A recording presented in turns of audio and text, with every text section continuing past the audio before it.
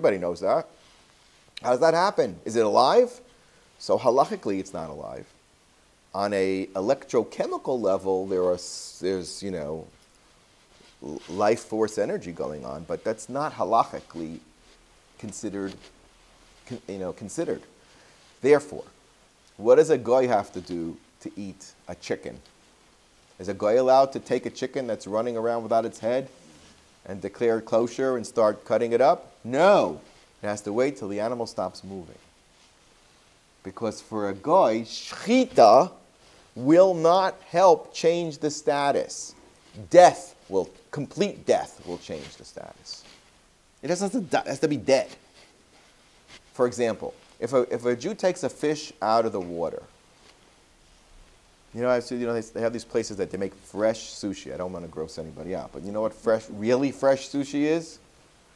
They have the fish swimming around in the little, right? In the restaurant. Pull it out. Here's your sushi. Yeah. Is that permissible? Is that kosher?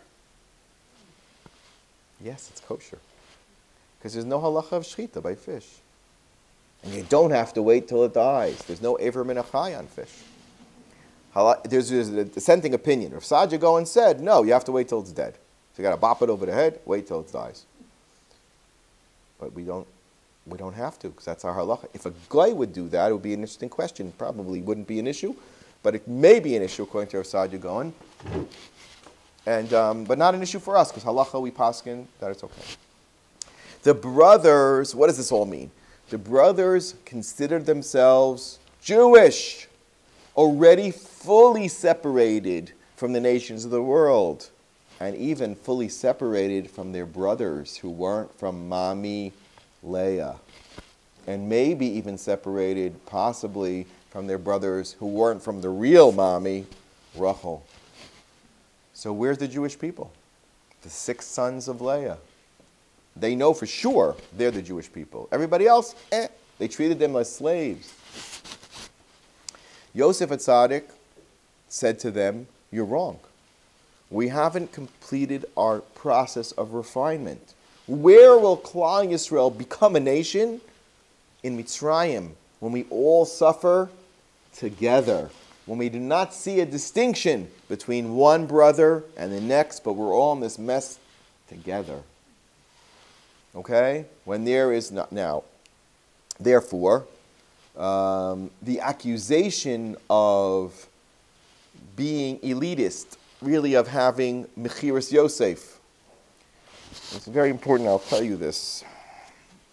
Okay.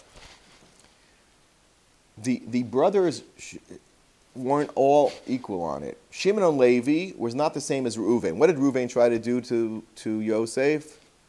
He did try to save him. He did him a big favor. They threw him into a pit. What was in that pit? Gee, thanks. With friends like these, who needs enemies? I'm going to save you. I'll throw you into a pit of snakes and scorpions that no one could possibly survive. It was a miracle. In fact, some say that that's why Yosef was only sold for 20 pieces of silver, because that was a good discount. He was so handsome. He was so nice looking. The guy was petrified. The Meforshim say he was like scared to death. He was white as a ghost. That's why they sold him for cheap, because the guy was like ois mensch. So Reuven, but did try. And Reuven gave us an opening to do reconciliation. He did. But Shimon and Levi doesn't get his kapara all the way until Chanuka. Shimon never really regains his status in Klal Yisrael. He's kind of subsumed under Shevet Yehuda. Really doesn't have his own status. And this is reflected in their comment about what happened to them. The pasuk says that when Yosef, in Parshas Miketz, the Parsha of Chanuka, says to them, Meraglim atem, you are spies, right? The only way you're going to prove to me that you're not a spy is if you bring me who? Binyamin. You have to acknowledge that Binyamin is your brother. Up until now, you haven't, because you think it's only the children of Leah that matter. It's not true. You've got to acknowledge the union. What does he do at that meal? Tavoach tevach v'hachein. He puts all the brothers in their place together, and who does he lift up? Binyamin, to show them he is part of you. And all your other brothers in the order of their birth, meaning they're not the children of slaves, They're your brothers. They're the tikkun of Ched HaMeraglim. I mean, of Ched of Mechiras Yosef. Now, was at that meal, the Toach, Tevoach, Tevach, V'Hachein. So, Shimon said to Levi, when they were accused, they said, oh, I know what this is all about. He says, Aval Ashemim Anachnu. We are guilty. Why? I have to read you the pasuk. It's an amazing pasuk. I don't like to quote it outside. Perek Mem Daled, pasuk Chaf Beis. It says as follows.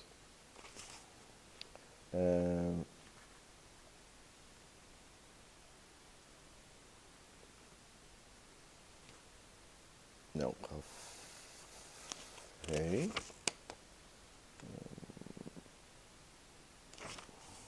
Okay. No, that's a big issue. Excuse me. It's in Parshas Vayigash.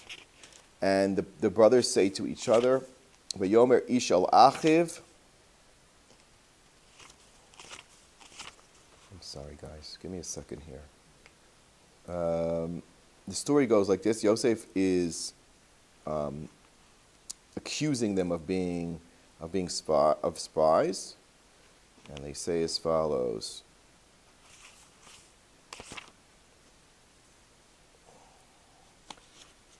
Okay, at the very beginning.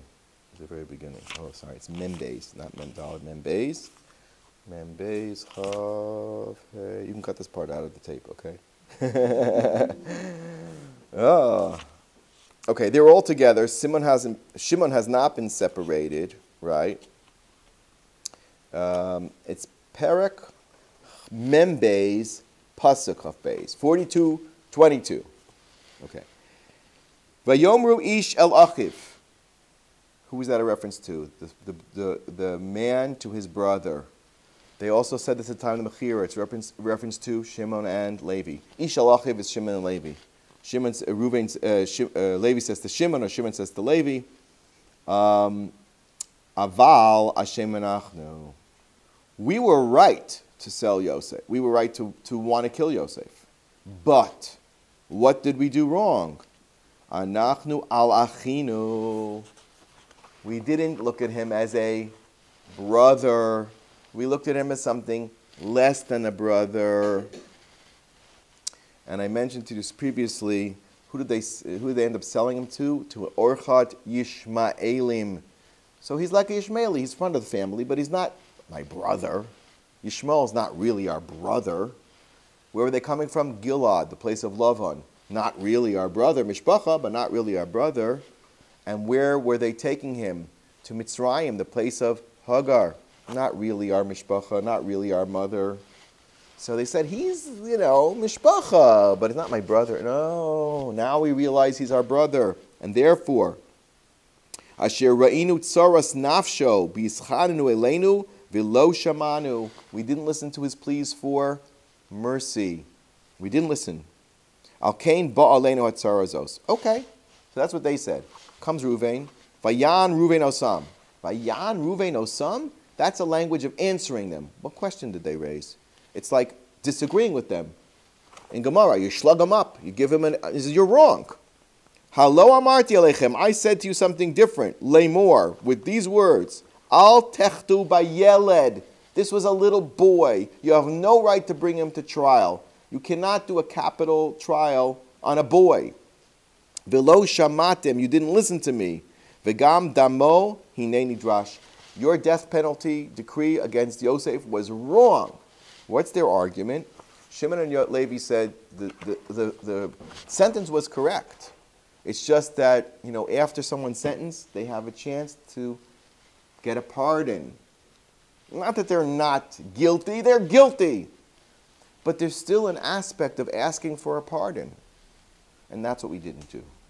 And Reuven says, no, your judgment was a false judgment. You prosecuted a boy.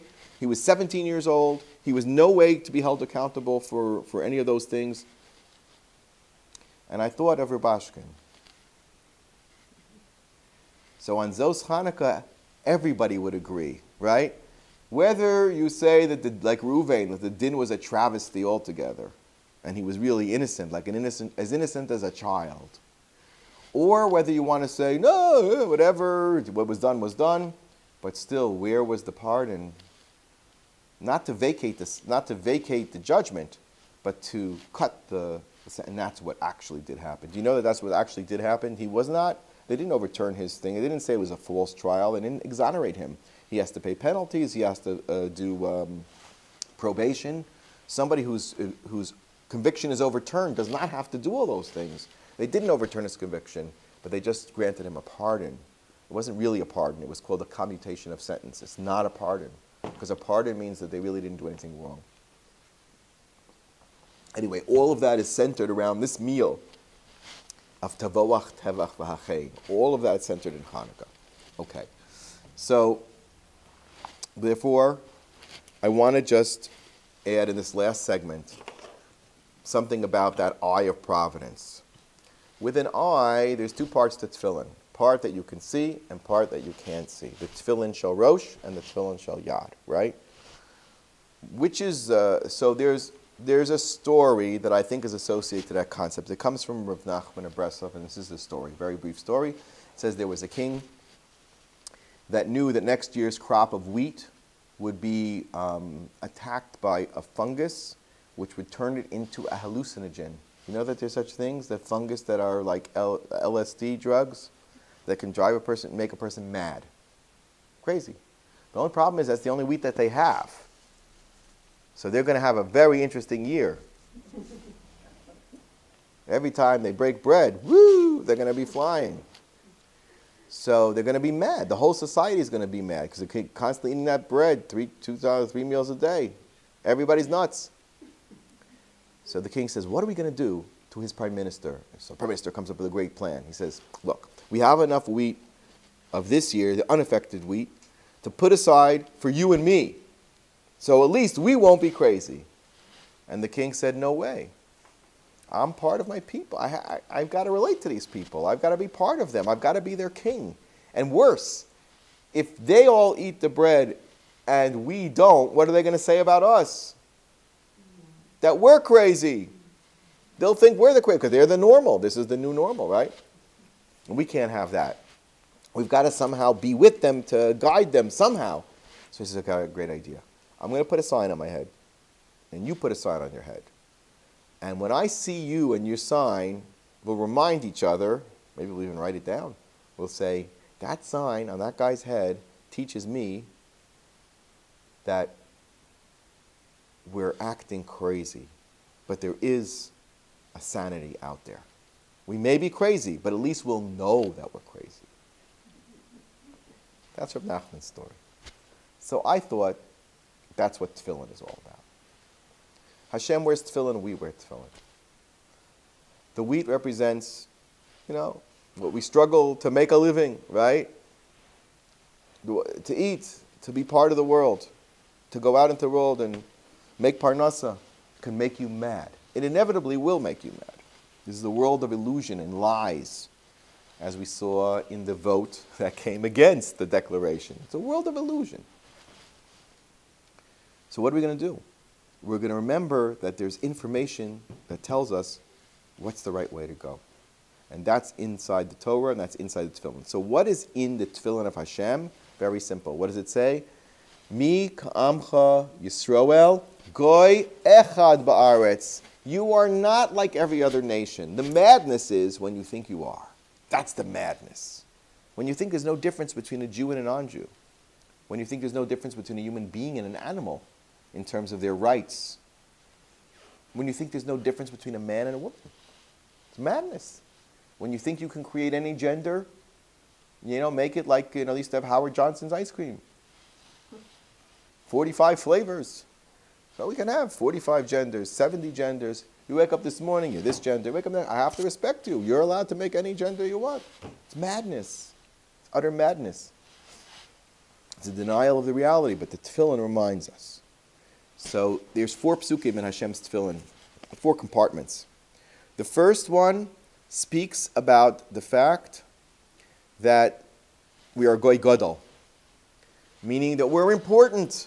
We're not insignificant. Everybody told the Jews that they are nothing, that they're a problem, that they're the scorn of society. The Nazis said we have to get rid of them. It's vermin, it's lice. No, we're a Goy Gadol. We're one of the most important, if not the most important nation in the world, no matter what our size. Ashrei is a pasuk about Ashrei, Ashrecha Yisrael, is in Hashem's tefillin. The Gemara in Brachos tells us on Daf Zayin that Hashem will save us. Hashem really cares about the Jewish people. He's not going to abandon us. And when everybody comes to kill us because we are a Goy Gadol, He's going to save us. B'chol dor v'dor, omdim aleinu l'chal seder v'akadosh baruch hu b'tziyad b'yadam. That's number 2. Number 3, that Goy Mikarev Goy. We were selected from all the other Goyim. We are a chosen nation. Chosen to do what? Chosen, as a joke, the old Jewish joke, it says, that one guy came to Hashem and says, I know we're the chosen people. He says, maybe you could choose somebody else once in a while. That was we're chosen. Chosen for what? Chosen to be God's sign in the world. We're the prime minister. He's the king. Everybody else is crazy. We're also crazy. But at least we have something to tell us, to help guide people that there's something else. That was Avram Avinu. Goy Mikarev Goy. And finally, it says, Mikam Yisrael, we call ourselves a Goy Kadosh, right? We're a Goy Kadosh. We have to be a holy nation. Holiness requires separation. Separation requires being in your own land and your own place, and a place of Kedusha, which is the Beis HaMikdash. It requires Kedusha. It requires Eretz Yisrael. It requires Yerushalayim. It requires a Beis HaMikdash. That's what's in Hashem's tefillin. And that's what the tefillin shel rosh. That's the visible tefillin shel rosh. So, last story I'll tell you, we'll close with this. So let's review.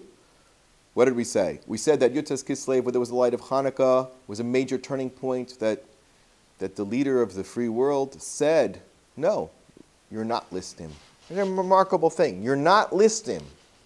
This is the story of the that's the madness. That's the madness of eating the bread.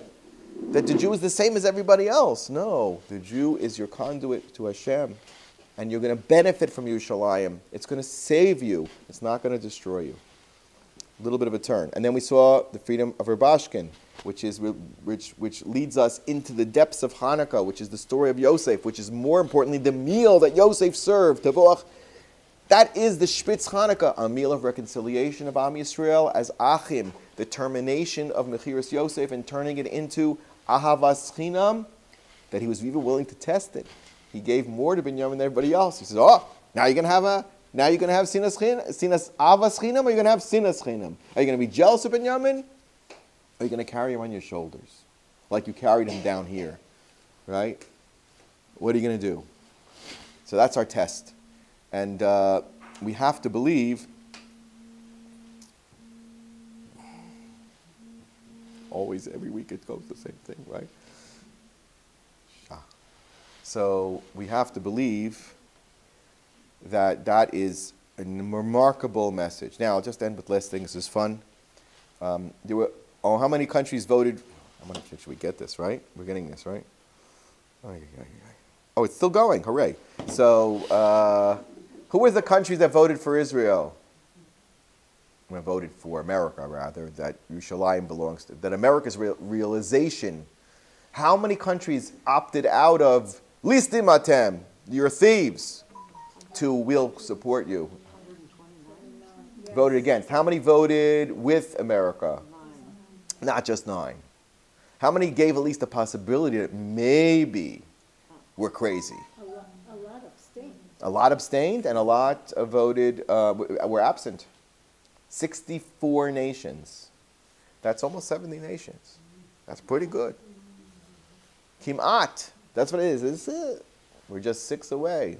1, 2, 3, 4, 5, 6. Shabbos. We're just a little bit away from the 70 nations. The 70 which represents Shabbos. The 70 which represents Ayin. The letter Ayin is 70.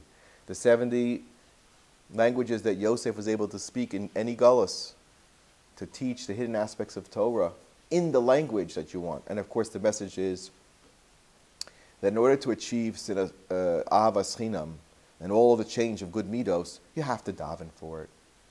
You have to put on the tefillin, so to speak, and communicate that love message between us and Hashem. You have to talk to Hashem. You have to daven to Hashem. And what do you have to say more than anything else? Shema Yisrael Hashem Elokeinu Hashem Echad Umi Ka'amcha Yisrael Goy Echad Ba'aretz. So, Guatemala. Guatemala was one of the nations that voted for the partition plan in 1949. And it was one of the only nations. Guatemala and Honduras voted to agree with you. And now they're saying that they want to put their embassy into Yerushalayim. So I said, Megaglin Schusai de Zakai. I think that there's not one nation that voted against Israel in 49 that voted for them now. You understand? But many of the nations that voted for Israel in 49 voted, or at least abstained, now, including Slovakia, including many, many countries. What that will tell you is there's some special schos that those places have. I don't know what Guatemala did, or for that matter, Micronesia, who always votes for Israel, because they really see themselves as parts of America. That's really the truth. Those nations are butt-tail to America. But there are some countries that have an independent identity, and they see. So, we have to be mazker lematov. Hod is the essence of Chanuka.